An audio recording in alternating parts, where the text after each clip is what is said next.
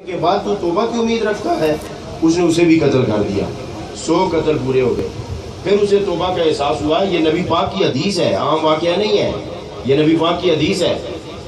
تو اس کو پھر توبہ کا احساس ہوا، تو ایک راہب کے پاس گیا، تو اس نے کہا اللہ تو توبہ قبول کرنے والا ہے، تو جب بھی توبہ کرے گا رب توبہ قبول فرمائے گا، تو توبہ کر۔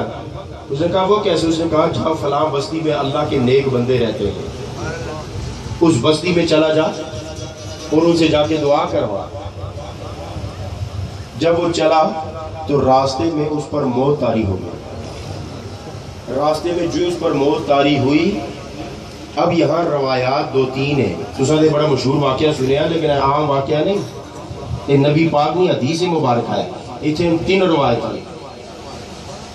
ایک یہ کہ جب اس پر موت طاری ہونے لگی اور جب اس پر نزاع کا وقت آیا تو اس نے جلدی سے اپنا سینہ ان نیک لوگوں کی بستی کی طرف کر دیا، تو رب کائنات نے اس وجہ سے اس کی بخشش کا حکم دے دیا۔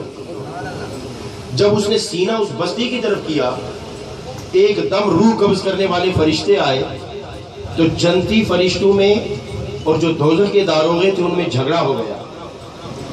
شیطان کہنے لگا کہ اس کی روح میرے جو متعلقہ جہنمی والے ہیں یہ قبض کریں گے، اس لیے کہ اس نے ساری عمر میری نافرمانی نہیں کی، ہر بار میری بات مانتا رہا۔ اور جو جنت والے فرشتے تھے انہوں نے کہا نہیں، یہ توبہ کی نیت سے نیک بستی کی طرف چل پڑا تھا۔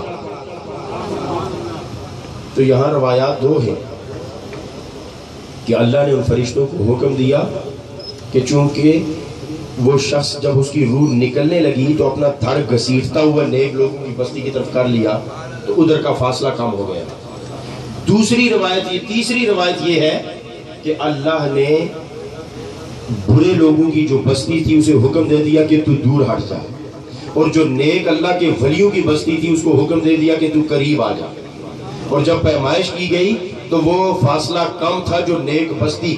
اب یہاں جو نکتہ ملتا ہے وہ یہ ہے کہ یہ ابھی توبہ کی نیت سے چلا تھا، توبہ کی نہیں تھی، توبہ کی نہیں تھی، نیت سے چلا تھا۔ تو اب اس کی بخشش کی سبب اس کی نیت نہیں بنی، بخشش کا سبب ان نیک لوگوں کی بستی بنی جس کی طرف یہ چلا تھا، جس کی طرف یہ چلا تھا، ان نیک لوگوں کی بستی اس کی بخشش کا سبب بنی۔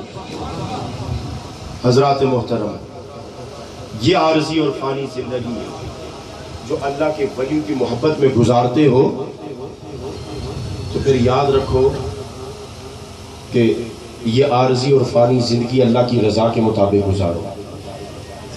شیطان نے کہا کہ الہ العالمین، جب اسے تو کے لعنت ڈالا گیا تو اس نے کہا ربا مجھے تیری عزت کی قسم، مجھے تیری عزت کی قسم کہ جب تک بندہ مرتا نہیں میں اس کو نیک راستے سے ہٹاتا رہوں گا، میں تیری راہ سے اسے بھٹکاتا رہوں گا۔ بس 2 منٹ پانی کچھ بھیج جائے، کچھ 2 منٹ بس 5-10 منٹ نہیں گلا ساری ان توجہ نہ ماریے گلا سنے۔ شیطان نے کہا کہ ربا مجھے تیری عزت کی قسم کہ میں تیرے بندوں کو تیری راہ سے ہٹاتا رہوں گا، آخری دم تک میں ان کو تیری راہ سے ہٹاتا رہوں گا۔ اس سونے رب نو یاد کیتا کرو، اس سونے رب اگے سجدے کریا کرو، جدو اذان ہوئے تے مسجدہ دا رخ کریا کرو، جدو وقت نماز آئے تے سجدہ کریا کرو۔ رب کائنات نے پتہ کیا جواب دیا؟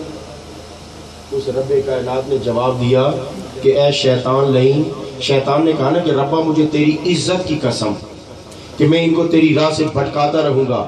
رب کریم نے جواب دیا شیطان مجھے بھی اپنی عزت کی قسم کہ جب بھی یہ بندہ توبہ کرتا رہے گا میں بھی بخشتا رہوں گا، جب بھی یہ شخص توبہ کرتا رہے گا میں بھی اسے بخشتا رہوں گا۔